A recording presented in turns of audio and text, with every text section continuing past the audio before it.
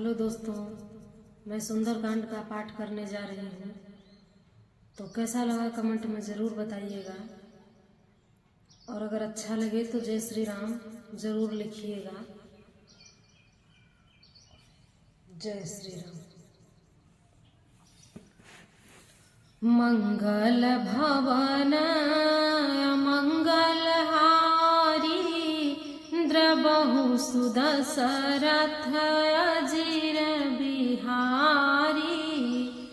राम काज सब करी हूँ, तुम बल बुद्धि निधान। आशीष दे गई सो, हर्षि चलऊ हनुमान। मंगल भवन मंगल हारी, द्रबहु सुदशरथ अजीर बिहारी।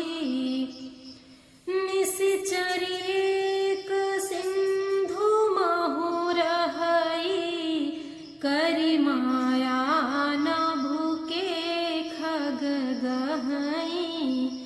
जीव जंतु जे गगन उड़ाही, जल बिलु की तिन्ह के परिछाही।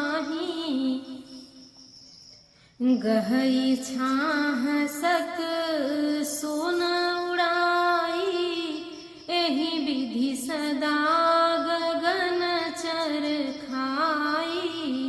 सोई छल हनुमान कह कीन्हा, तासु कपटु कपि तुरंत ही चीन्हा।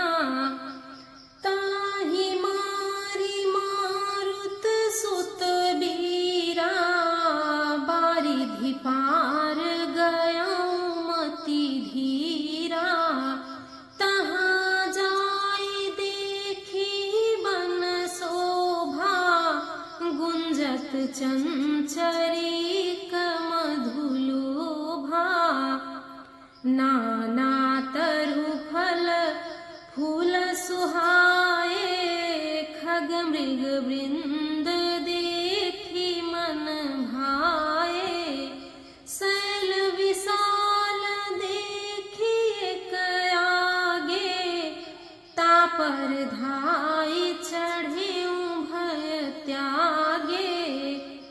उमान कछु कपि कय अधिकाई, प्रभु प्रताप जो कालहि खाई। गिरि पर चढ़ी लंका तेहि देखी, कहि न जाई अति दुर्ग विसेखी।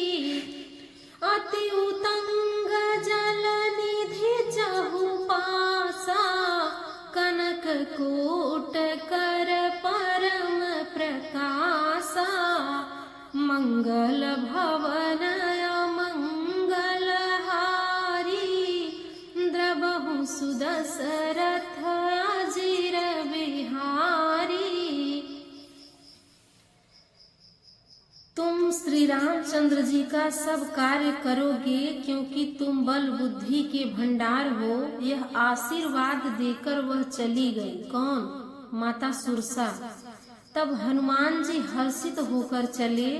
समुद्र में एक राक्षसी रहती थी। वह माया करके आकाश में उड़ते हुए पक्षियों को पकड़ लेती थी। आकाश में जो जीव जंतु उड़ा करते थे, वह जल में उनकी परछाई देखकर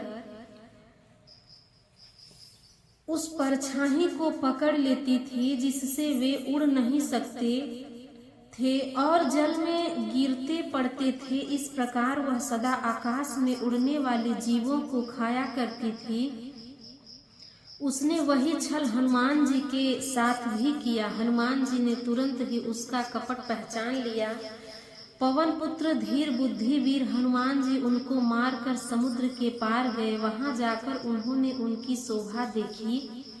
मधु पुष्प रस के लोभ से भौरे गुंजार कर रहे थे। अनेकों प्रकार के वृक्ष फल फूल से शोभित हैं। पक्षी और पशुओं के समूह को देखकर तो वे मन में बहुत ही प्रसन्न हुए। सामने से विशाल पर्वत देखकर हनुमान जी भय त्याग कर उस पर दौड़कर जा चढ़े। शिव जी कहते हैं कि हे उमा, इसमें बानर हनुमान जी कुछ बड़ाई नहीं है। यह प्रभु का प्रताप है जो काल को भी खा जाता है। पर्वत चढ़कर उन्होंने लंका देखी। बहुत ही बड़ा किला है, कुछ कहा नहीं जाता। वह अत्यंत ऊंचा है। उसके चारों ओर समुद्र हैं। सोने के परकोटे चार दीवारी पर परम प्रकाश हो रहा है। मंगल भवन मंगलहारी द्रबहु सुदशरथ अजीर बिहारी। अब यहाँ से मैं सुंदरकांड का छंद पढ़ने जा रही हूँ।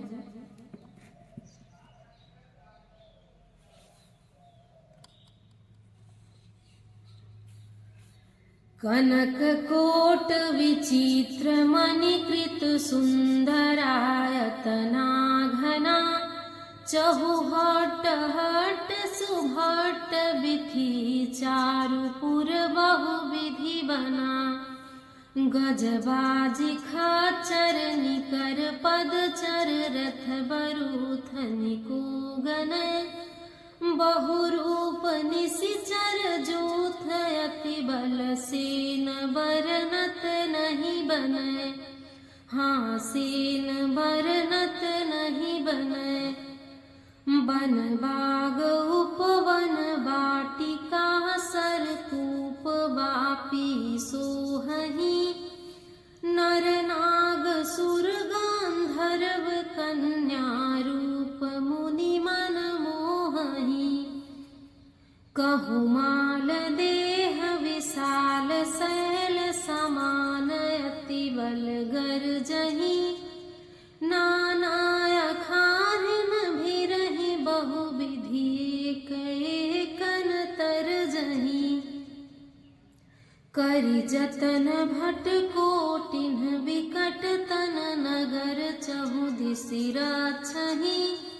कहु महिष मानुष धेनु खर यज खल निशाचर भक्षहि। एहि लागे तुलसीदास इनकी कथा कछु एक है कहीं।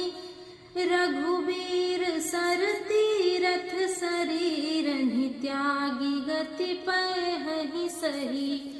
हाँ त्यागी गति पै सही। पुर रखवारे देखि बहु कपि मन कीन्ह विचार। अति लघु रूप धरो निसि नगर करो पैसार। विचित्र मणियों से जड़ा हुआ सोने का परकोटा है। उसके अंदर बहुत से सुंदर सुंदर घर हैं। चौराहे बाजार सुंदर मार्ग और गलियां हैं। सुंदर नगर बहुत प्रकार से सजा हुआ है। हाथी घोड़े खच्चरों के समूह तथा पैदल और रथों के समूहों को कौन गिन सकता है। अनेकों रूपों के राक्षसों के दल हैं। उनकी अत्यंत बलवंती सेना वर्णन करते नहीं बनती।